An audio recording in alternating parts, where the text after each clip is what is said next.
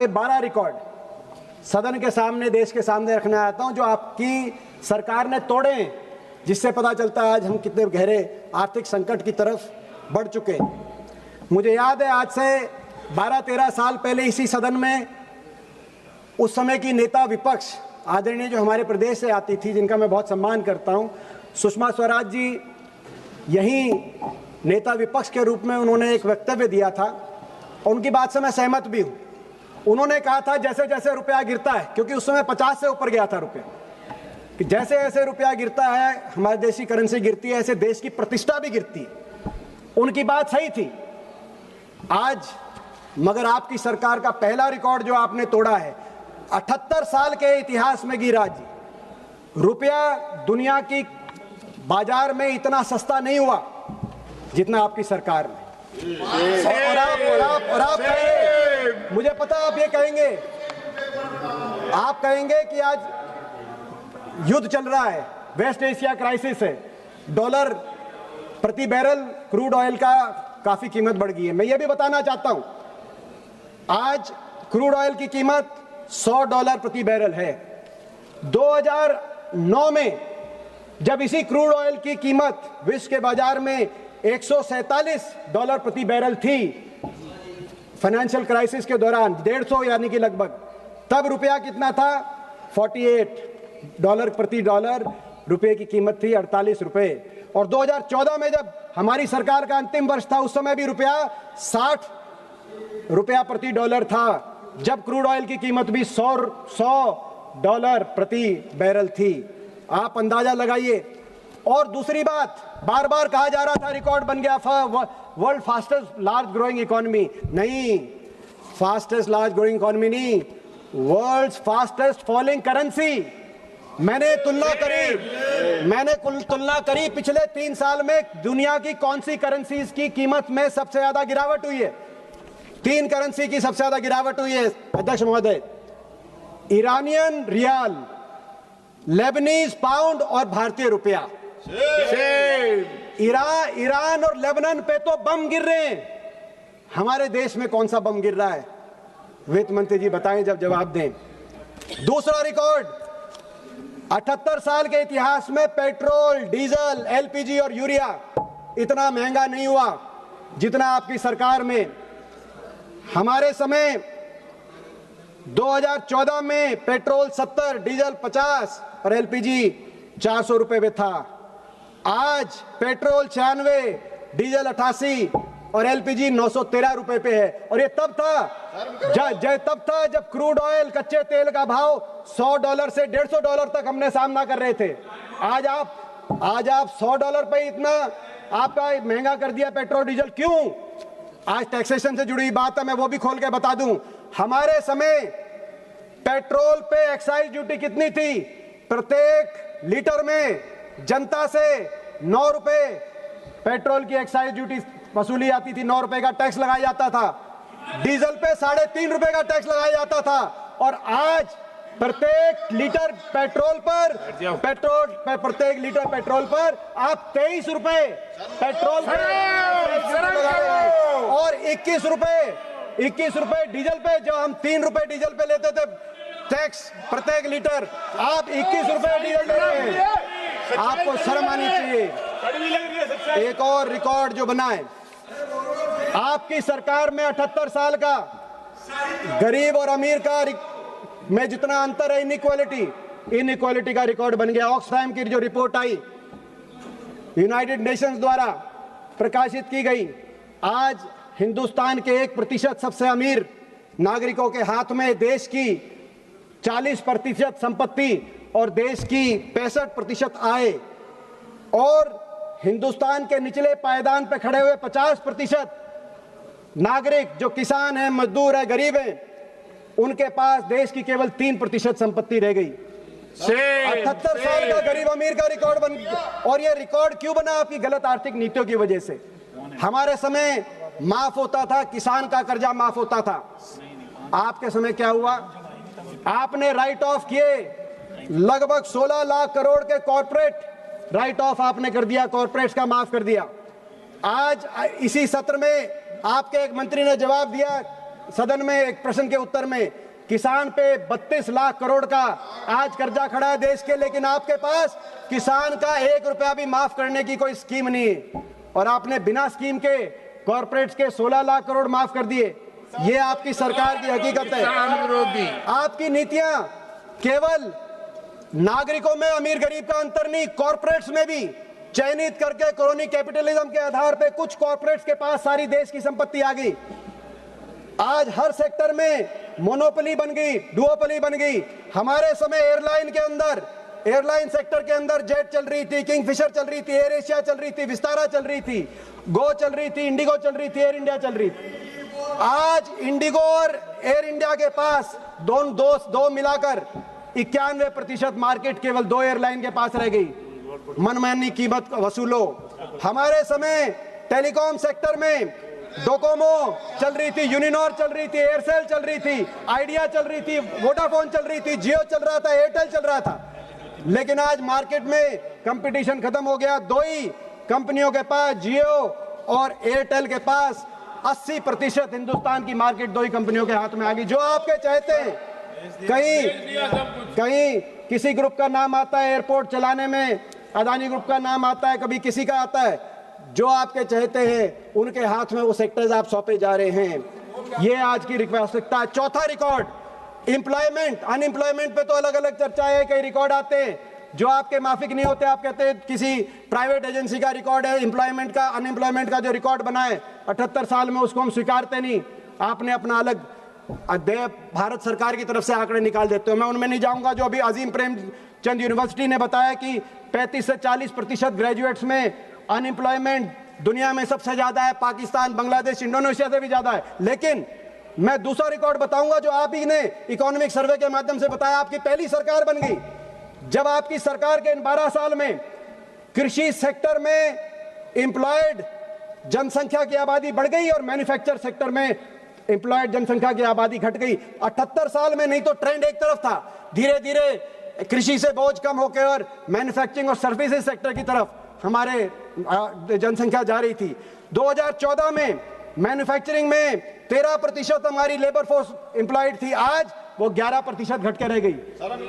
Agriculture में 42% हमारी जनसंख्या 2014 में एम्प्लॉयड थी, आज वो बढ़कर 46% पहुंच गई। ये आपके आंकड़े बता रहे हैं। और यही नहीं, अर्थव्यवस्था का जितना हिस्सा मैन्युफैक्चरिंग में 2014 में मेक इन इंडिया की बात आपने करी, मेक इन इंडिया 2014 में 17% जीडीपी का हिस्सा मैन्युफैक्चरिंग था, आज वो मैन्युफैक्चरिंग जीडीपी का घटकर 17% से 13% पे लुढ़क गया। ये आपकी सरकार के 12 साल में मैन्युफैक्चरिंग सेक्टर में आज जीडीपी का प्रतिशत घटना, मेक इंडिया के आपके नारे के परकच्चे उड़ना। और एक और नारा था आपका, आत्मनिर्भर भारत। आत्मनिर्भर भारत का क्या असलियत है?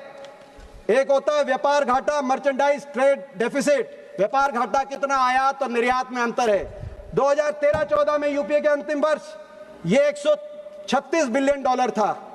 हम ज्यादा इंपोर्ट करते हैं, 136 बिलियन डॉलर का हम इंपोर्ट हमारा ज्यादा था एक्सपोर्ट से। आज ये दुगने से ज्यादा होकर आपके 12 साल में 200, पिछले साल 78 साल का रिकॉर्ड व्यापार घाटे का, मर्चेंडाइज ट्रेड डेफिसिट का 78 साल का रिकॉर्ड बन गया। 283 बिलियन यूएस डॉलर का घाटा, इतना ज्यादा हम दुनिया से ले रहे हैं। आत्मनिर्भर भारत की आप बात करते हैं, ये विश्व निर्भर भारत बनाने का आपने काम किया। वित्त मंत्री जी पहुंची हैं, मैं इनका स्वागत करता हूं। इस अगले आंकड़े के साथ, अगले रिकॉर्ड के साथ वित्त मंत्री जी एक और रिकॉर्ड आपने बनाया निवेश का। आप कहते हैं हिंदुस्तान दुनिया के निवेशक का पसंदीदा देश बनाने के लिए आपने कोई कसर नहीं छोड़ी, लेकिन आपकी इस दावे की हवा आप ही का इकोनॉमिक सर्वे निकाल रहा है। पिछले वर्ष में एक रिकॉर्ड बना, 2 तरह के निवेश का रिकॉर्ड। एक तो फॉरेन पोर्टफोलियो इन्वेस्टर्स, जो दुनिया का निवेशक हिंदुस्तान के मार्केट के अंदर निवेश कर रहा है। पिछले वर्ष में 78 साल में सबसे ज्यादा आउटफ्लो, इक्विटी आउटफ्लो हिंदुस्तान की मार्केट से 20 billion US dollar foreign portfolio investor ने, निवेशक ने हिंदुस्तान की मार्केट से बाहर निकालने का काम किया। नेशनल सिक्योरिटी डिपॉजिट लिमिटेड ने यह रिकॉर्ड पिछले 78 साल का जब पेश किया। और दूसरा रिकॉर्ड एफडीआई का रिकॉर्ड। आप कहते हैं एफडीआई, आप जानते हैं एफडीआई कम हो रही है, आपकी सरकार में एफडीआई निरंतर कम हो रही है। लेकिन अब एक और मैं रिकॉर्ड बता दूं, एफडीआई तो कम हुई इन 12 साल में, प्रति वर्ष नापने गिनने वाली एफडीआई, मगर एफडीआई के साथ एक और चीज होती है, ओडीआई, ओवरसीज डायरेक्ट इन्वेस्टमेंट। हमारी कंपनियां बाहर कितना भेज रही हैं। इस वर्ष पहली मर्तबा यह हुआ है कि FDI, net FDI is equal to net ODI. हमने 29.1 बिलियन डॉलर की तो एफडीआई आई देश में, लेकिन 29.2 बिलियन डॉलर की ओडीआई, मतलब हमारी कंपनियां बाहर ले गई। निवेश की बजाय हमारी कंपनियां आपकी अर्थव्यवस्था में विश्वास नहीं व्यक्त कर रही हो, बाहर कैपिटल को लेके जा रही हैं। इसके साथ साथ अगला रिकॉर्ड जो डेट, कर्जा, आपने पिछली बार कहा था कि डेट केवल 56% है, लेकिन सच्चाई ये आज स्टेट्स और सेंटर का डेट मिला दिया जाए तो हमारी देश की अर्थव्यवस्था में 82% का डेट, जो रिकॉर्ड 2000 जब हमारी सरकार थी 2014 में जो 68 बिलियन डॉलर का डेट था, कर्जा था हमारे देश पे, एक्सटर्नल डेट, आज वो 738 बिलियन डॉलर का कर्जा बढ़ाने का काम आपने किया है। और 82% जीडीपी का डेट, आज तक अभी इतना डेट नहीं हुआ।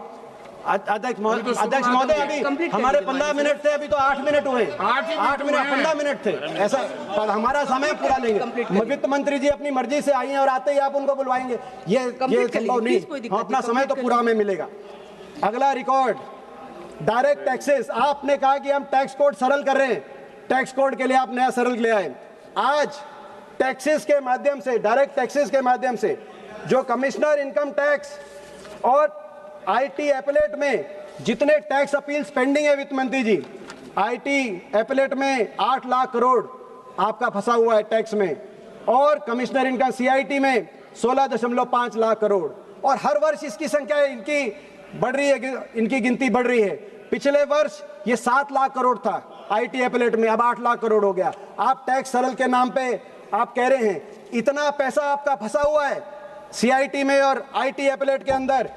भारत के रक्षा बजट से 3 गुना पैसा आपका फंसा हुआ है इनमें, और आप टैक्स की सरल की बात कर रहे हैं। अगला रिकॉर्ड, डिफेंस बजट की बात मैं करूं, देश के इतिहास में सबसे कम जीडीपी के प्रतिशत में डिफेंस बजट अगर करने का काम हुआ तो आपकी सरकार में मात्र 1.6% जीडीपी का, हमारे समय 2.5% था जीडीपी का डिफेंस।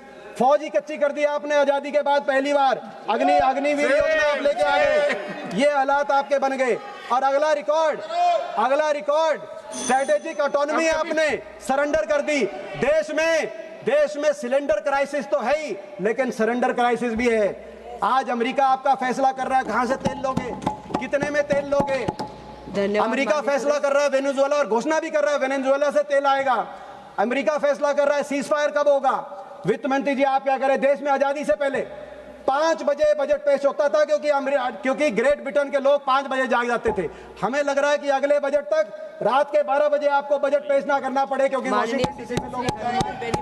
आज आपने देखा आपके बजट में अमेरिका के साथ समझौता तो बाद में हुआ, के लिए आपके किसान के लिए कस्टम ड्यूटी, आपने अपने बजट में टैक्स प्रपोजल में आपने कस्टम ड्यूटी कॉटन पे 0 कर दी, नट्स में कम कर दी, फ्रूट्स में कम कर दी, मखाना में बिहार के चुनाव हो गए, मखाना पे भी आपने कस्टम ड्यूटी कम कर दी, प्रॉन्स पे कम कर दी, श्रिम्प पे कम कर दी, सीड्स पे कम कर दी, और पहले ही आपने अपनी कस्टम ड्यूटीज कम कर दी। अमेरिका के बाद माननीय सदस्य हनुमान बेनीवाल जी प्रारंभ करें। माननीय सदस्य हो गया मैम, शुरू करें।